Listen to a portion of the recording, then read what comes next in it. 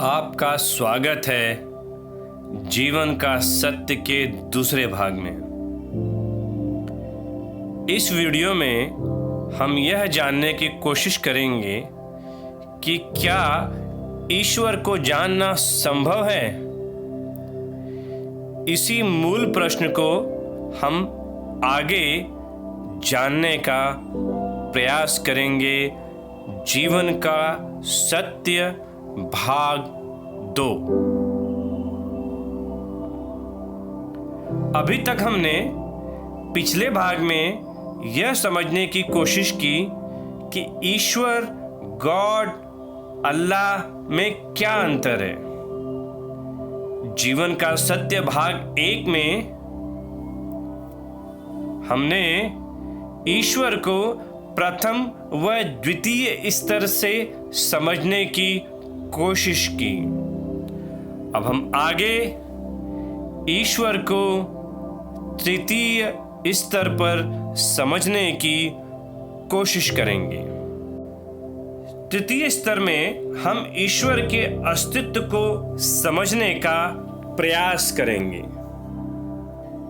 ईश्वर को समझने के प्रयास में हम यह जानने की कोशिश करेंगे कि ईश्वर का अस्तित्व कैसा है। उसको अस्तित्व को समझने के लिए यहाँ हम प्रमुखतः 2 भागों पर अपना ध्यान केंद्रित करेंगे, जिसमें से सबसे पहला है उसका आकार।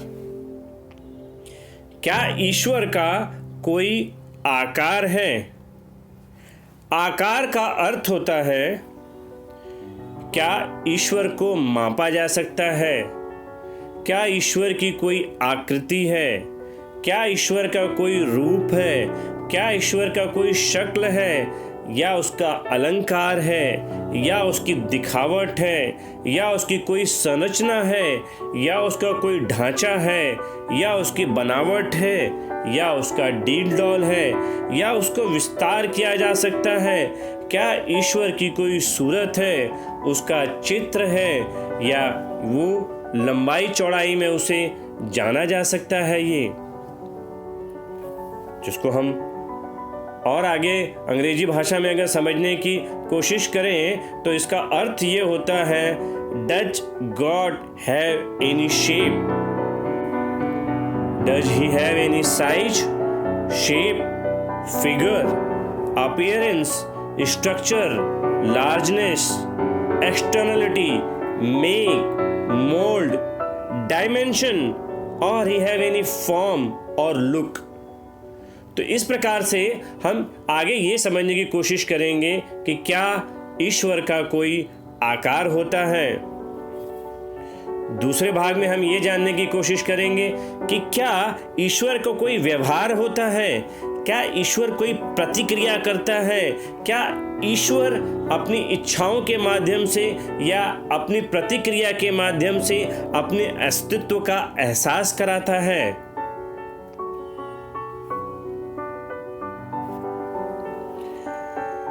व्यवहार का अर्थ हम समझ सकते हैं कि क्या ईश्वर व्यवहारिक है? क्या ईश्वर का कोई आचरण है?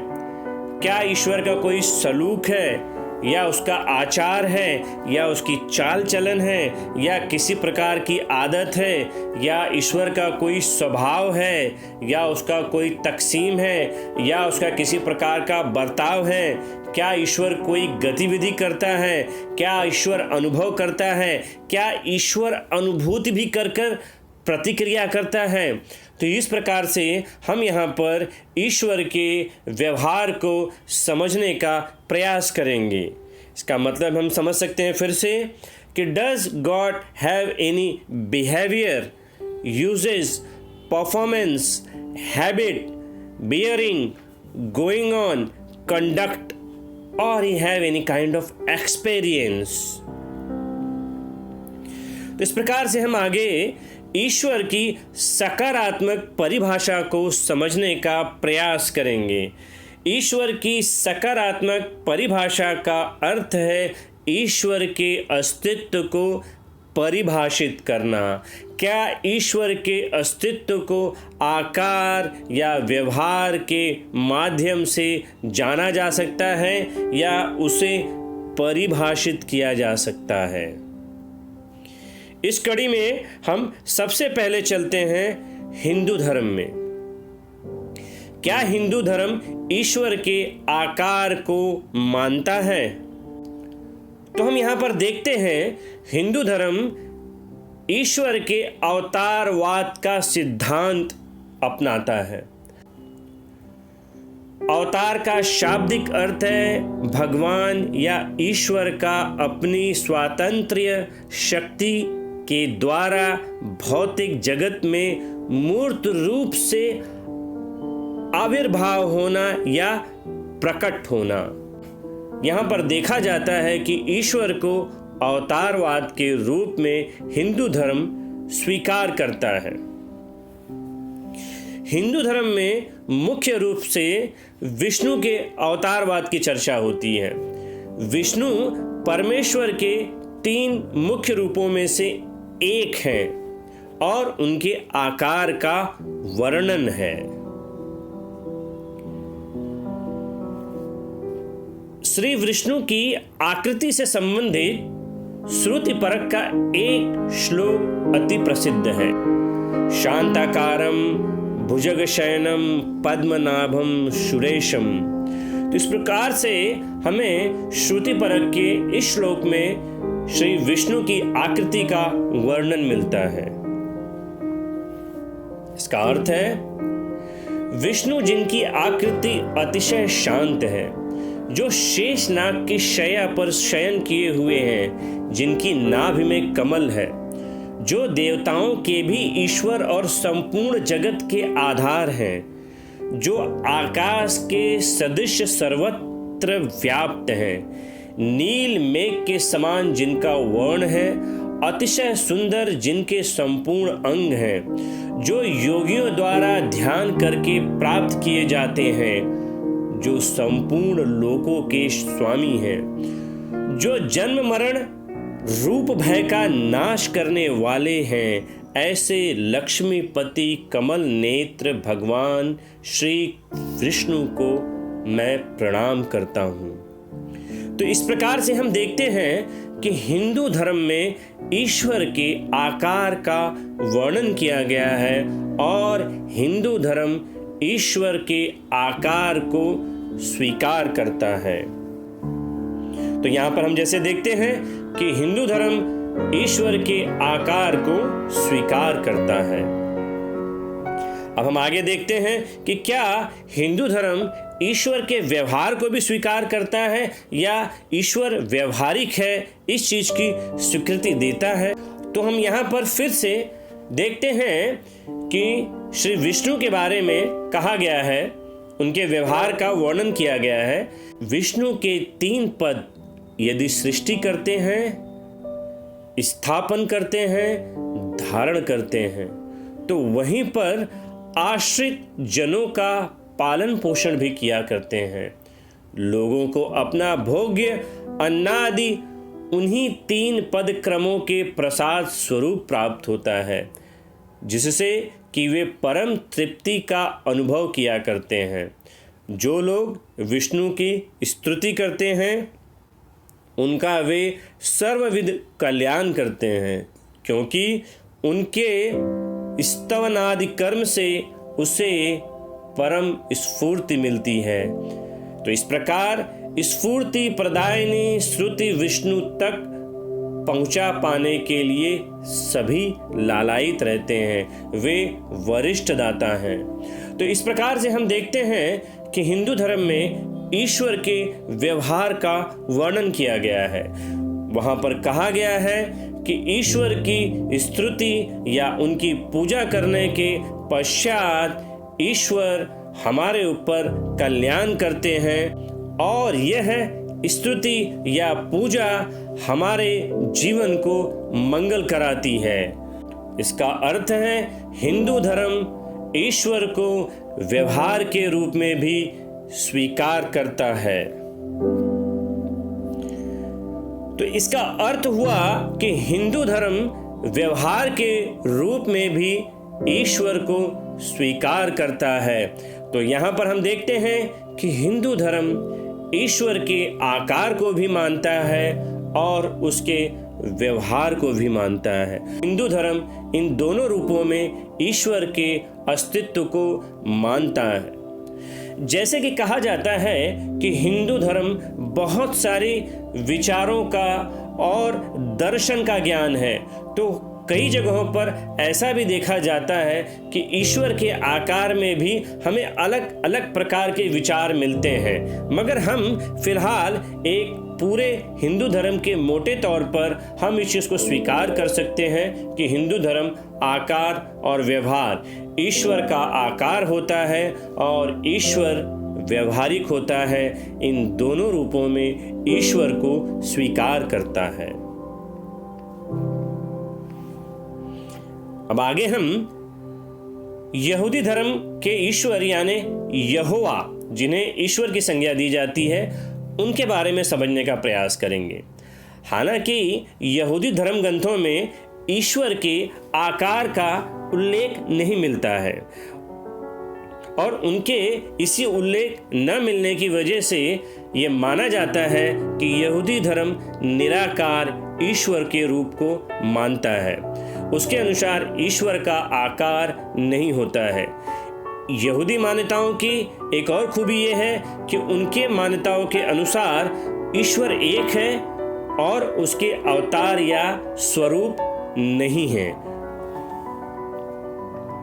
तो इस प्रकार हम देखते हैं कि यहूदी धर्म ईश्वर के आकार को नहीं मानता है।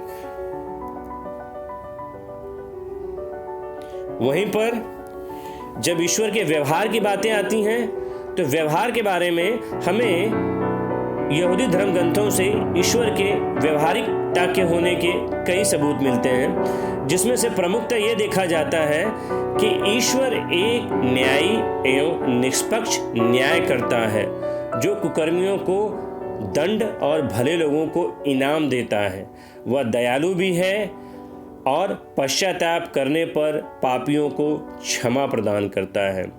तो बाइबल का पूर्वार्ध, जिसे यहूदी धर्म का धर्म ग्रंथ माना जाता है, उसके अनुसार ईश्वर जो है व्यवहारिक है, वो भले लोगों को इनाम देता है, वो दयावान है और साथ ही साथ अगर हम अपने कर्मों पर पश्चाताप करें तो ईश्वर हमें क्षमा प्रदान कर हमें उन पापों से मुक्त करता है।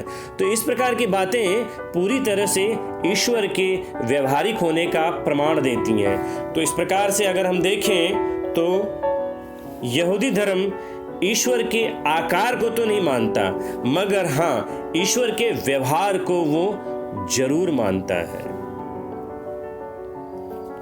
और हम आगे बढ़ते हैं और ईसाई धर्म के ईश्वर के बारे में समझने का प्रयास करते हैं कि ईसाई धर्म में या क्रिश्चियनिटी में क्या उनके विचार हैं ईश्वर के आकार के बारे में और ईश्वर के व्यवहार के बारे में। तो ईसाई धर्म परमेश्वर या ईश्वर के आकार के बारे में जैसे देखा गया है कि बाइबल में हमें ज़्यादा उसके बारे में पता नहीं लगता है। अगर हम बाइबल को देखें तो ईश्वर के आकार के बारे में ईश्वर या परमेश्वर का कोई वर्णन नहीं मिलता है। तो इसके अनुसार ये माना जा सकता है कि ईसाई धर्म ईश्वर या गॉड या परमेश्वर को निराकार मानता है। वो मानता है कि ईश्वर का कोई आकार नहीं होता। मगर हम वहीं पर ईश्वर के व्यवहार के बारे में अगर देखें या परमेश्वर के व्यवहार के बारे में देखें तो हमें क्रिश्चियनिटी में कई चीज़ें देखने को मिलती हैं। जैसे व्यवहारिक रूप में देखा जाता है कि बाइबल की उत्पत्ति का प्रथम भाग शुरुआत में ही बताता है कि आदि में परमेश्वर ने आकाश और पृथ्वी की सृष्टि की।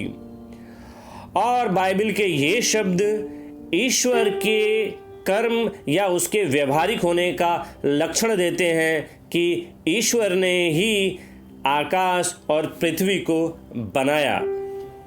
बाइबल में फिर जिक्र किया गया है ईश्वर के व्यवहारिक होने का कि हे हमारे प्रभु और परमेश्वर, तू ही महिमा और आदर और सामर्थ्य के योग्य है, क्योंकि तू ही ने सब वस्तुएं सृजी और वे तेरी ही इच्छा से थीं और सृजी गईं।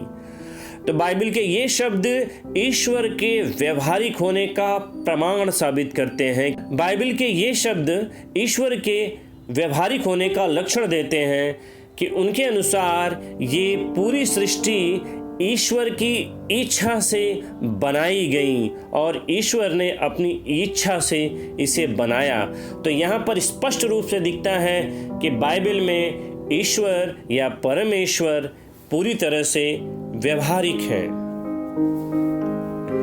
बाइबल आगे जिक्र करती है, और उसने बड़े शब्द से कहा, परमेश्वर से डरो और उसकी महिमा करो, क्योंकि उसके न्याय करने का समय आ पहुंचा है, और उसका भजन करो जिसने स्वर्ग और पृथ्वी और समुद्र और जल के सोते बनाए। तो ये शब्द फिर से इसी बात का स्पष्टीकरण कहते हैं कि परमेश्वर का एक अस्तित्व है, उसकी हमें पूजा करनी चाहिए, उसके मानना चाहिए और उससे डरना चाहिए, क्योंकि उसके कहे अनुसार अगर हम चीज़ों को नहीं करेंगे तो हमारे जीवन में दुख का आना तय है।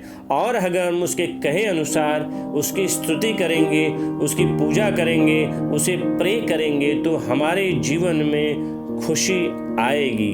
तो इस प्रकार से यहाँ पर बाइबल फिर से ईश्वर के व्यवहारिक होने का निर्देश देती है। तो बाइबल में ईश्वर के व्यवहार के बारे में और एक जिक्र किया गया है कि इस प्रकार ईश्वर का वास्तविक स्वरूप प्रेम ही है।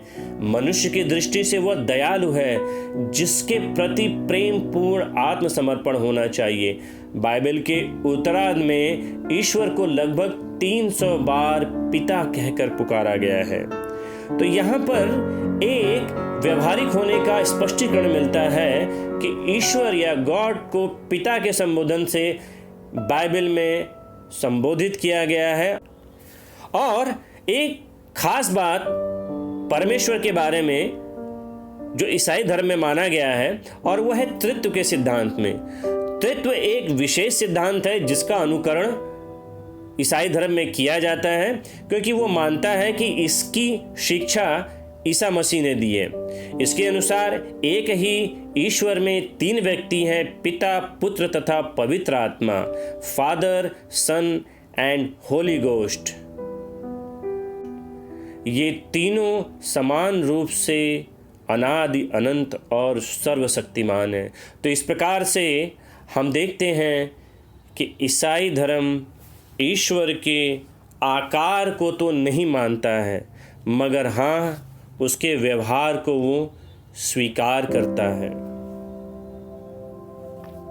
आगे हम इस्लाम धर्म में अल्लाह के आकार और व्यवहार को विस्तार से जानेंगे। इस्लाम धर्म में अल्लाह के आकार का कोई वर्णन नहीं मिलता है, बल्कि अल्लाह के किसी भी आकार का पूर्णतया इस्लाम धर्म विरोध करता है। वो मानता है कि ईश्वर का कोई आकार नहीं है, उसका कोई रूप रंग नहीं है, आकार की सीमा से वो परे है। तो यहाँ पे इस चीज को माना जा सकता है कि आकार के रूप में अल्लाह या ईश्वर को इस्लाम धर्म नहीं मानता। अब हम देखते हैं कि व्यवहार के रूप में इस्लाम धर्म अल्लाह के बारे में क्या कहता है। शुरू करता हूं अल्लाह के नाम से, जो बड़ा मेहरबान और रहम करने वाला है। कुरान धर्म ग्रंथ की शुरुआत ही इन्हीं शब्दों से होती है।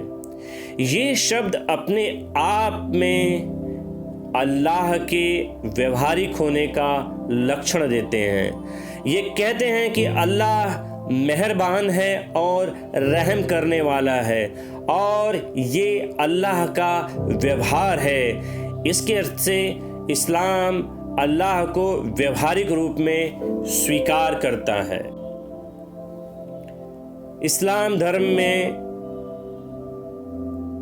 अल्लाह के बारे में ये शब्द पूरी तरह से अल्लाह के व्यवहारिक होने को प्रमाणित करते हैं कि अल्लाह सुनता है और सारी चीज़ें वो जानता है। तो ये अल्लाह का स्पष्ट रूप से सुनना और जानना व्यवहार हुआ। जिन लोगों को हमने किताब दी वह लोग उसे इस तरह से पढ़ते रहते हैं। जो उसके पढ़ने का हक है यही लोग उस पर ईमान लाते हैं, और जो उससे इनकार करते हैं वही लोग घाटे में हैं। कुरान, इस्लाम धर्म में कुरान के ये शब्द पूरी तरह से अल्लाह के या ईश्वर के व्यवहारिक होने को दर्शाते हैं। जो लोग उनकी बातों को नहीं मानते हैं, स्पष्ट रूप से अल्लाह उन्हें सावधान होने के लिए कहता है और स्पष्ट संदेश देता है कि उनके जीवन में दुख आएंगे और वे लोग घाटे में रहेंगे, और अल्लाह की कई बातें जो लोग मानेंगे वे खुश रहेंगे। तो तुम लोग उनसे डरो नहीं और सिर्फ मुझसे डरो, और दूसरा फ़ायदा ये है ताकि तुम पर अपनी नेमत पूरी कर दूं। तो यहाँ पर एक चीज़ और देखी जाती है कि यदि हम अल्लाह की बातें नहीं मानेंगे या अल्लाह के कहे अनुसार नहीं चलेंगे तो इस्लाम में अल्लाह का स्पष्ट निर्देश है कि व्यक्ति को डरना होगा, अन्यथा अल्लाह उनके प्रति सही रवैया नहीं अपनाएगा। और ये पूरी तरह से अल्लाह के व्यवहार को दर्शाता है।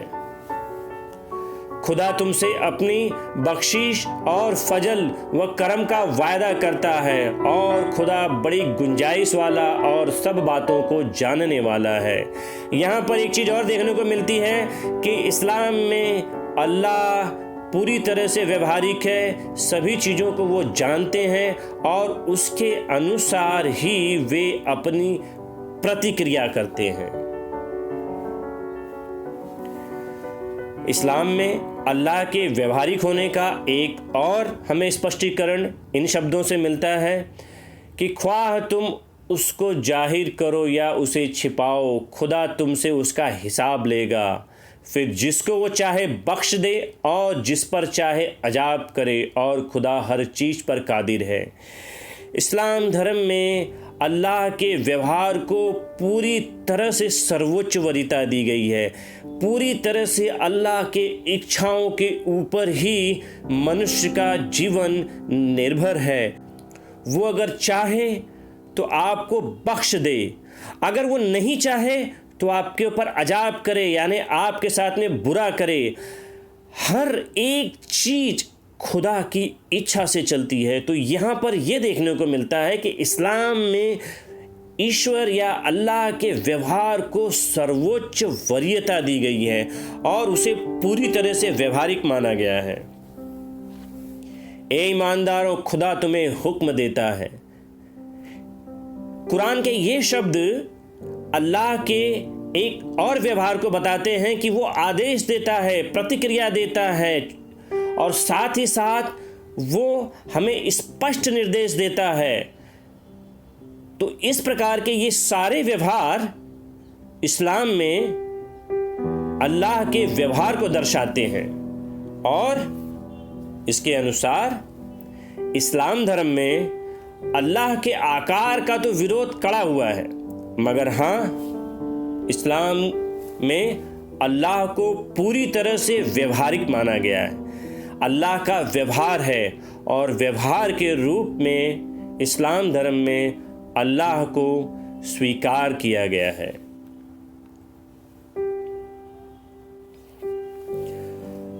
बौद्ध धर्म में अगर हम देखें तो ईश्वर के आकार और व्यवहार को तो हमें कुछ अलग चीज़ें मिलती हैं। पूरे बौद्ध साहित्य में अगर देखा जाए या हम तथागत गौतम बुद्ध के संदेशों को देखें तो उन्होंने अपने पूरे जीवन में और बौद्ध साहित्य में अधिकतर देखा गया है कि कहीं पर ईश्वर या भगवान का उल्लेख नहीं मिलता है। इन शब्दों को बौद्ध धर्म में तत्व संबंधी प्रश्न माना गया है और बौद्ध धर्म ये मानता है कि ये व्यर्थ के प्रश्न हैं और इसी वजह से इसमें कोई स्पष्ट हमें इनके बारे में वर्णन नहीं मिलता है। अब चूंकि धर्म में ईश्वर के ना हमें आकार का वर्णन मिलता है तो हम इसे मान सकते हैं कि बौद्ध धर्म ईश्वर के आकार को नहीं मानता और वो ईश्वर को आकार के रूप में नहीं स्वीकार करता है। यही बात हमें व्यवहार के रूप में भी दिखती है कि बौद्ध धर्म ईश्वर के व्यवहार को भी नहीं मानता। उसके अनुसार ईश्वर का ना तो व्यवहार है और ना ही उसका कोई आकार है। तो यहां पर मूल प्रश्न उठता है कि आखिर सृष्टि कैसे चल रही है, कौन चला रहा है इसे। तो यहां पर बौद्ध धर्म की सबसे बड़ी विशेषता हमारे सामने आती है कि वह प्रकृति के नियमों को मानता है और बौद्ध धर्म में कई दर्शन व सिद्धांत प्रस्तुत किए गए हैं इस तत्व संबंधी प्रश्नों के उत्तर में। तत्व संबंधी का प्रश्न का अर्थ हो गया कि जगत और ईश्वर के प्रश्नों में बौद्ध धर्म उलझना नहीं चाहता है, वो इन चीजों को नहीं मानता। बौद्ध धर्म इस कुदरत या इस प्रकृति के नियमों को परिभाषित करने की कोशिश करता है। वहां पर ये ईश्वर के अस्तित्व को नहीं मानता है, बल्कि ये जो सृष्टि जो चल रही है, बल्कि ये जो दुनिया चल रही है, उसको नियमों के माध्यम से परिभाषित करने की कोशिश करता है। और बौद्ध धर्म में कई सिद्धांत दिए गए हैं कि इन्हीं सिद्धांतों के जरिए ये पूरी दुनिया चलती है। इसमें ईश्वर का कोई अर्थ नहीं है, उसके व्यवहार का कोई अर्थ नहीं है और इन्हीं नियमों के जरिए हमारा ये जीवन आगे बढ़ता है। बौद्ध धर्म के प्रमुख सिद्धांतों में सबसे प्रमुख सिद्धांत है प्रतीत्य समुत्पाद का। इसका अर्थ है कि एक वस्तु के उपस्थित होने पर किसी अन्य की उत्पत्ति। प्रतीत्य समुत्पाद का सिद्धांत बौद्ध धर्म का केंद्रीय सिद्धांत माना जाता है और इस सिद्धांत के अनुसार पूरी सृष्टि, पूरी दुनिया इसी सिद्धांत पर आगे बढ़ती है। किसी भी वस्तु का अस्तित्व किसी अन्य वस्तु के अस्तित्व पर निर्भर होता है और इस प्रकार से इस कुदरत को बड़े ही बेहतरीन तरीके से परिभाषित करने में बौद्ध धर्म ने सफलता हासिल की है। जीवन के दूसरे नियमों में सबसे ज्यादा एक महत्वपूर्ण नियम जिसका बौद्ध धर्म पालन करता है क्षणिकवाद। वह मानता है कि इस दुनिया में सब कुछ क्षणिक है, नश्वर है, कुछ भी स्थायी नहीं है और इस नियम को वो अपनाता है और इस नियम को वो सर्वोच्च मानता है। वो मानता है कि कोई ऐसी ईश्वर जैसी शक्ति नहीं है और ना ही कोई उसका ऐसा व्यवहार है। ये नियम ही सर्वोच्च हैं और इन नियमों को कोई भी नहीं बदल सकता। चूंकि वो ईश्वर के अस्तित्व को ही नहीं मानता, इसके लिए उसका मानना है कि ये नियम ही अटल हैं और यही हमारे जीवन को संचालित करते हैं। अगले नियमों में वो आत्मा के सिद्धांत को भी नहीं मानता। उसके अनुसार आत्मा नाम की कोई स्थायी चीज नहीं है। जिसे लोग आत्मा समझते हैं वह चेतना का अविच्छिन्न प्रवाह है और इसके अनुसार अनात्मवाद का बौद्ध धर्म समर्थन करता है। शून्यतावाद एक विशेष बौद्ध धर्म का सिद्धांत है। शून्यतावाद के सहारे बौद्ध धर्म जीवन और इस कुदरत को बड़े सर्वोच्च स्तर पर परिभाषित करने की कोशिश करता है। शून्यतावाद का अर्थ है कि जिसमें संसार को शून्य और उसके सब पदार्थों को सत्ताहीन माना जाता है और शून्यतावाद के जरिए कुदरत को और व्यक्ति खुद अपने आप को बौद्ध धर्म समझने और जानने की सीख देता है। तो इस प्रकार हम देखते हैं कि बौद्ध धर्म अपने दर्शन और सिद्धांतों को सर्वोच्च स्तर पर रखता है और वो इन्हीं नियमों के अनुसार हमारे जीवन में परिवर्तन होते हैं, इन्हीं चीज़ों को मानता है। इसका अर्थ ये हुआ कि बौद्ध धर्म ना आकार में ईश्वर को स्वीकार करता है और ना ही व्यवहार में ईश्वर को स्वीकार करता है। बौद्ध धर्म ईश्वर पर विश्वास नहीं करता। अब हम आगे एक सारांश देखेंगे कि सभी धर्मों के आकार और व्यवहार पर क्या राय है। हिंदू धर्म ईश्वर या भगवान के आकार को भी स्वीकार करता है और उनके व्यवहार को भी स्वीकार करता है। यहूदी धर्म ईश्वर के आकार को स्वीकार नहीं करता है, मगर हाँ, ईश्वर के व्यवहार को वो स्वीकार करता है। ईसाई धर्म ईश्वर के आकार को नहीं मानता है, मगर हाँ, व्यवहार के रूप में ईश्वर के अस्तित्व को ईसाई धर्म स्वीकार करता है। इस्लाम धर्म में ईश्वर के आकार का पूरी तरह से विरोध है, मगर हाँ, बड़े ही उच्च स्तर में इस्लाम का ईश्वर या अल्लाह व्यवहारिक है और इस्लाम धर्म में अल्लाह के व्यवहारिक होने का स्पष्टतः प्रमुखतः वर्णन है। बौद्ध धर्म ना ही ईश्वर को आकार के रूप में मानता है, ना ही व्यवहार के रूप में मानता है। उसके अनुसार ईश्वर नहीं है।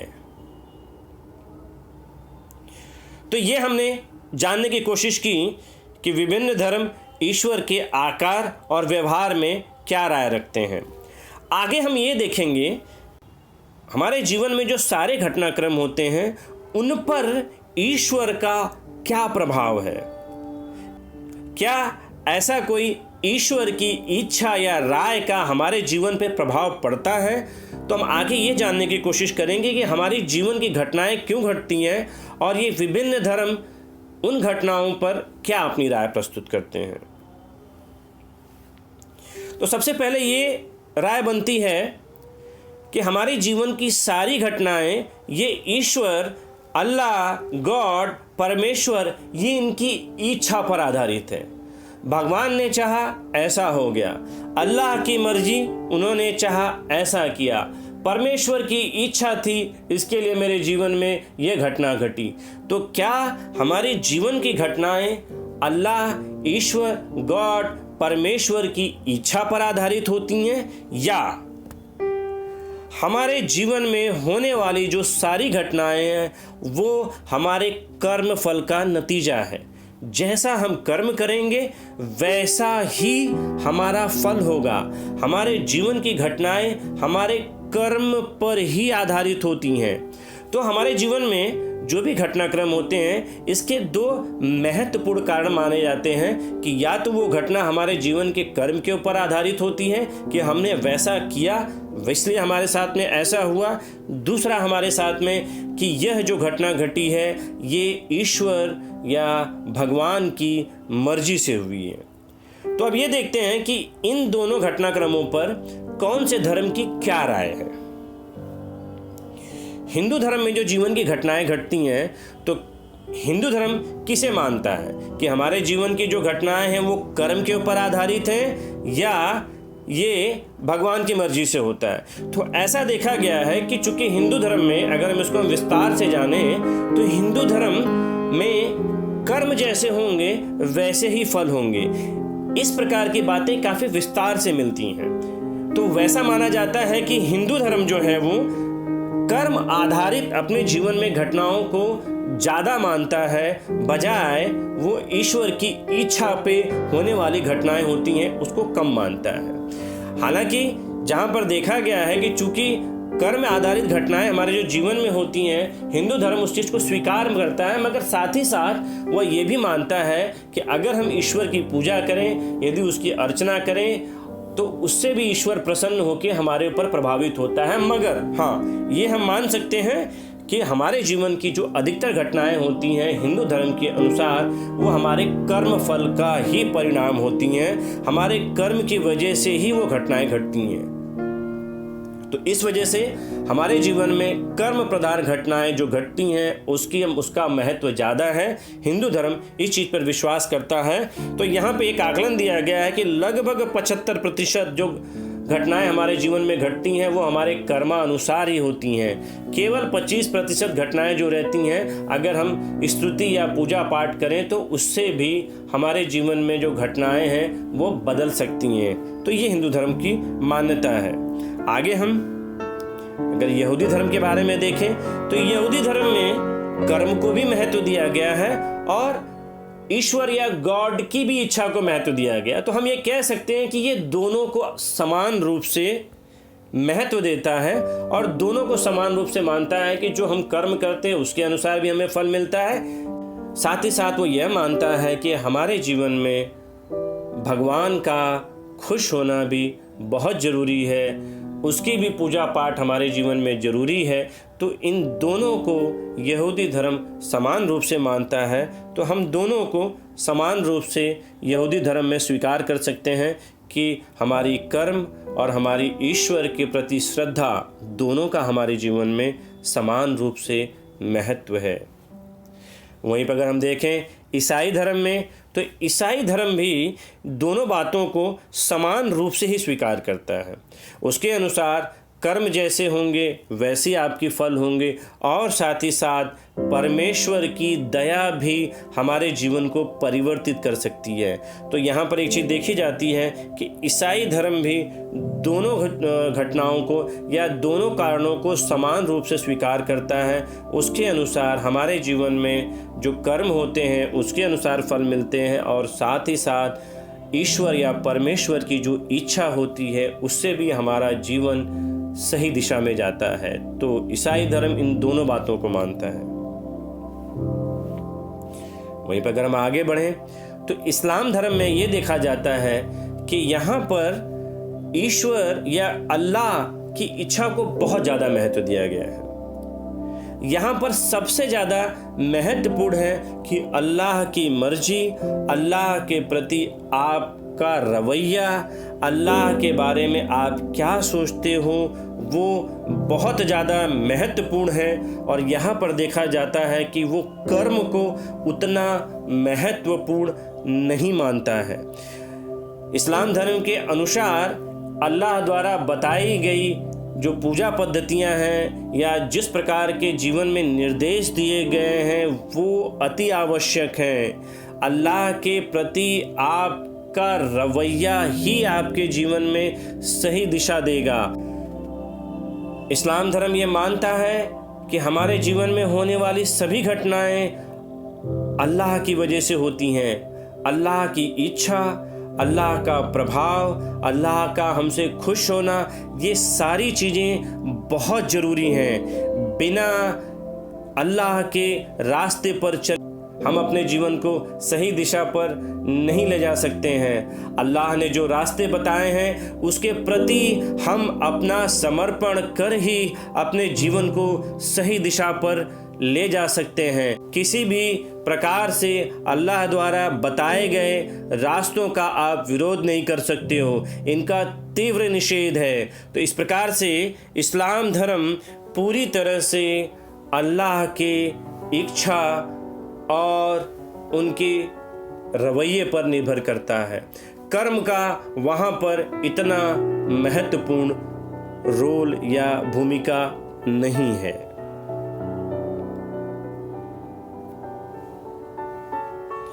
वहीं पर अगर हम आगे बढ़ें, बौद्ध धर्म के बारे में समझने की कोशिश करें कि जीवन में होने वाली जो घटनाएं हैं वो किन पर आधारित हैं, तो बौद्ध धर्म पूरी तरह से जीवन में होने वाली घटनाओं को कर्म के आधार पर मानता है। बौद्ध धर्म ये मानता है कि हमारे जीवन में जैसे हमारे कर्म होंगे वैसी ही फल मिलेंगे। जब ईश्वर है ही नहीं तो उसकी इच्छा भी नहीं हो सकती है। कर्म आधारित जीवन के सही दिशा के ले जाने के मार्ग में बौद्ध धर्म जो है वो हमें जीवन को समझने की प्रेरणा देता है। साथ ही साथ वे जीवन के मूल कारणों को समझाने की बात करता है। साथ ही साथ अगर हम उसमें देखें तो हम ये देखने को पाते हैं कि जीवन को समझने के प्रयास में वे द्वादश निदान का उल्लेख करते हैं। उनके अनुसार जीवन में 4 आर्य सत्य और अष्टांग मार्ग ही जीवन को सही दिशा में लेकर जा सकते हैं। इनके अलावा कोई दूसरा मार्ग नहीं है। इस पूरे स्पष्टीकरण में बौद्ध धर्म में कहीं भी ईश्वर या भगवान की इच्छा नहीं देखने को मिलती है। वह पूरी तरह से कर्म आधारित चीज़ों की बात करता है। इसके लिए बौद्ध धर्म पूरी तरह से कर्म आधारित फल की बात करता है। आपके जीवन में होने वाले कर्म ही आपकी जीवन की सभी घटनाओं का परिणाम है। बिना कर्म को सुधारे कोई गुंजाइश नहीं है जीवन को सही दिशा में लेके जाने के लिए। ईश्वर, अल्लाह या किसी भी ऐसी शक्ति के प्रति अगर हम अपना समर्पण प्रस्तुत भी करें और हमारे अगर कर्म सही नहीं है तो हमारे जीवन पे उसका कोई प्रभाव नहीं पड़ने वाला है।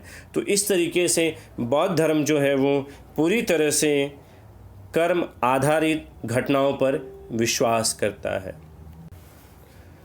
तो यहाँ पर अगर हम देखें तो ये जो सभी धर्म हैं कर्म आधारित और ईश्वर की इच्छा पर आधारित, अगर हम यहाँ पर देखें तो हमारे जीवन की घटनाएं क्या कर्म पर आधारित हैं या वो ईश्वर की इच्छा पर आधारित हैं। तो हमें विभिन्न धर्मों में अलग अलग प्रकार की राय मिलती है।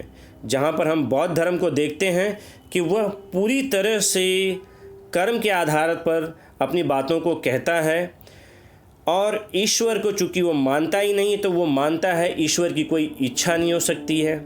वहीं पे हिंदू धर्म में अगर देखें तो हिंदू धर्म निसंदेह कर्म प्रधान धर्म है। वो कर्म को प्रमुखता से मानता है, मगर वहीं पर उसका ये भी मानना है ईश्वर की पूजा या ईश्वर की स्तुति के माध्यम से भी जीवन में परिवर्तन लाया जा सकता है।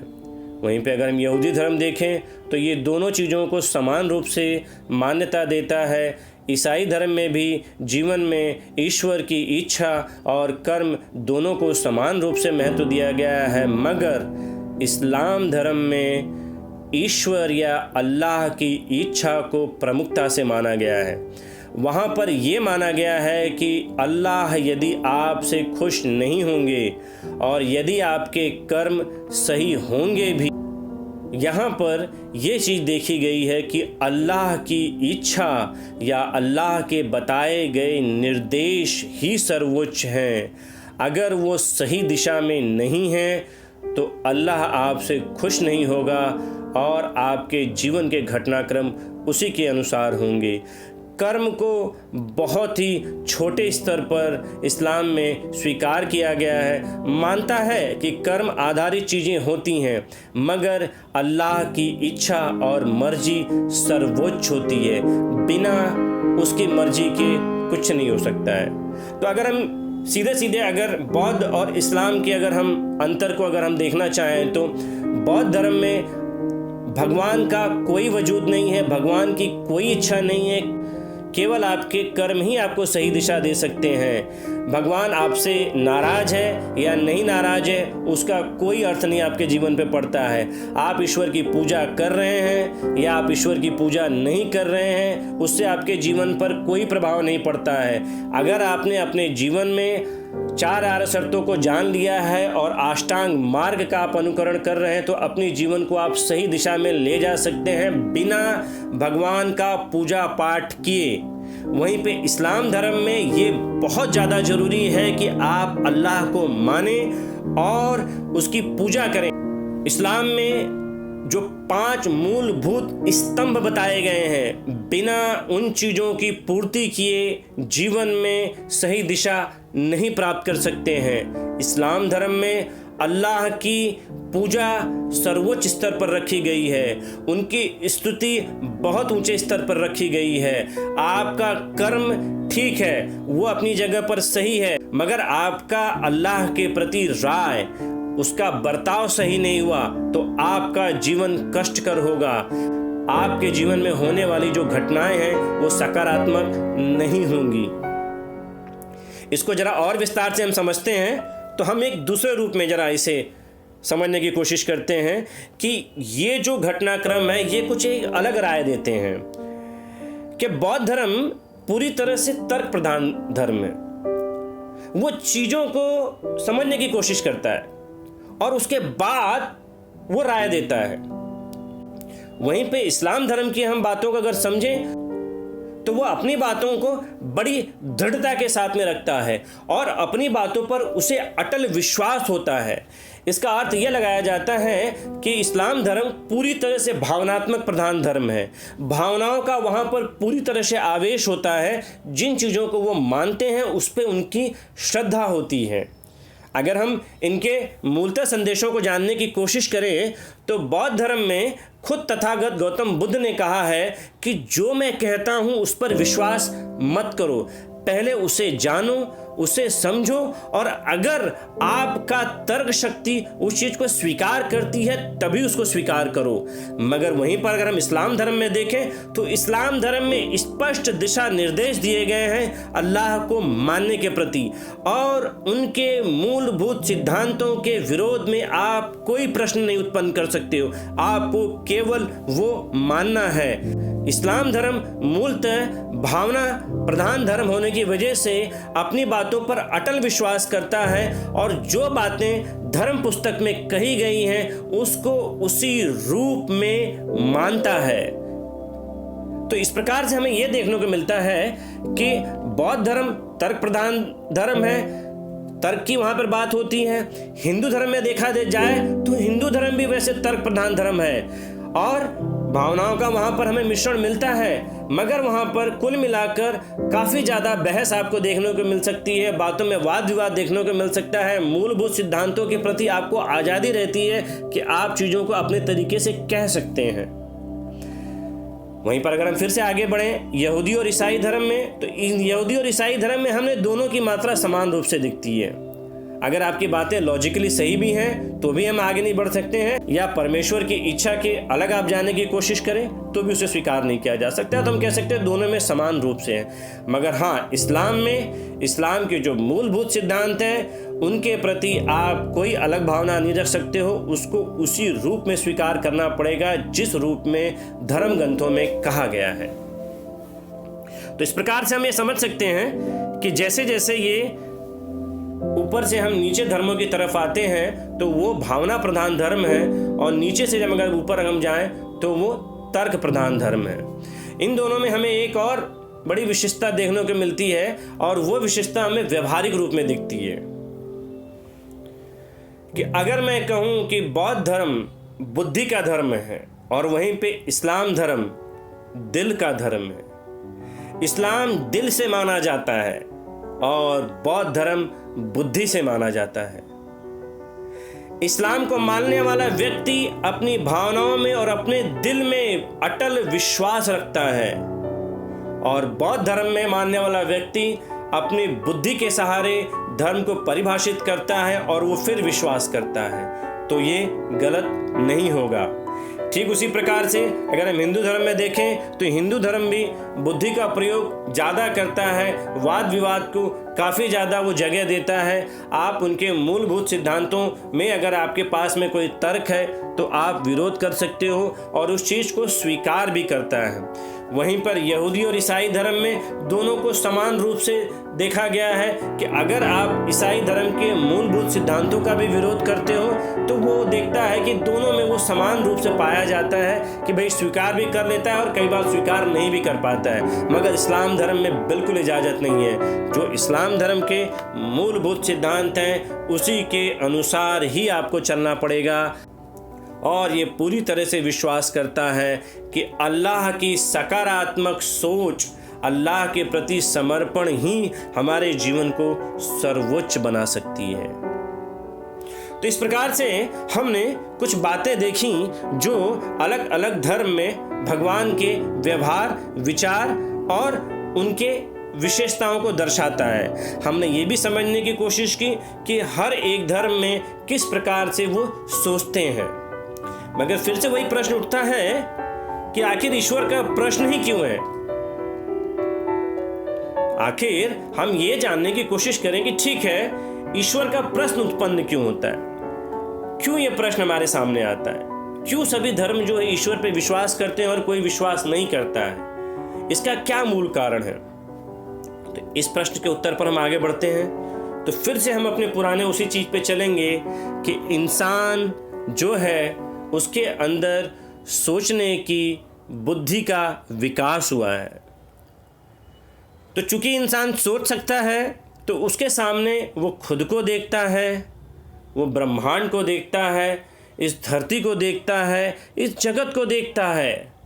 फिर वो इसके बारे में सोचता है कि ये कहाँ से आया, वो खुद कहाँ से आया। फिर वो उसके बारे में चिंतन और मनन करता है।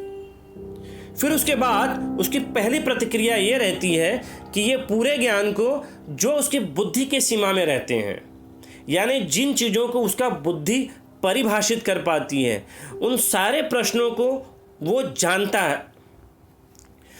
जो उसकी बुद्धि की सीमा के अंदर आते हैं उन सभी प्रश्नों को वो ढूंढता है, उसका उत्तर निकालता है और इस विश्व के बारे में जो जानकारी उसे मिलती है उसके तथ्यों के अनुसार इस प्रकृति के बारे में वो अपनी राय बनाता है।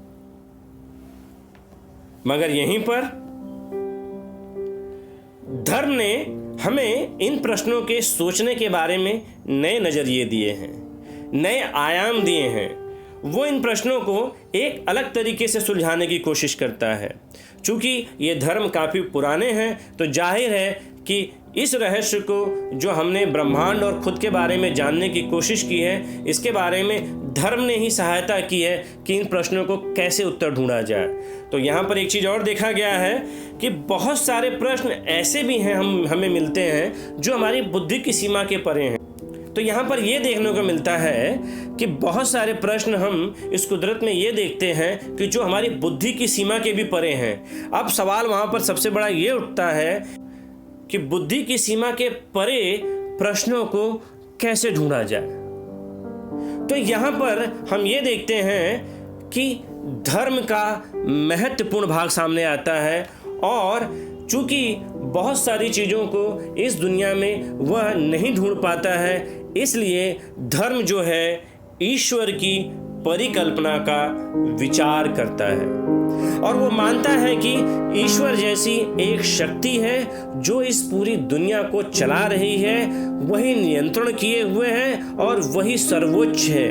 यानी हम ये अगर समझने की कोशिश करें कि जहाँ हमारी बुद्धि, हमारी सोच खत्म होती है, वहीं पर धर्म ने ईश्वर की कल्पना का विचार दिया और इसी कल्पना ने ईश्वर के ऊपर हमें विश्वास करने के लिए प्रेरित किया। यही मूल कारण है कि सभी धर्म ईश्वर में विश्वास करते हैं। मगर यहाँ पर अगर हम विज्ञान के नजरिए को जानें तो विज्ञान बहुत अलग तरीके से इन प्रश्नों का जवाब देता है।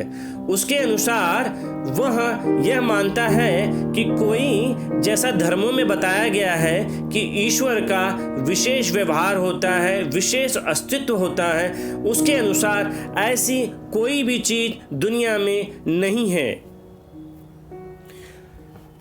विज्ञान ने इन सभी प्रश्नों को जो उसकी बुद्धि की सीमा के परे हैं उसको व्यवस्थित ज्ञान के माध्यम से परिभाषित करने की कोशिश की है। हालांकि विज्ञान ने भी इस कुदरत के, इस प्रकृति के सभी प्रश्नों का उत्तर पाने में असमर्थ रहा है।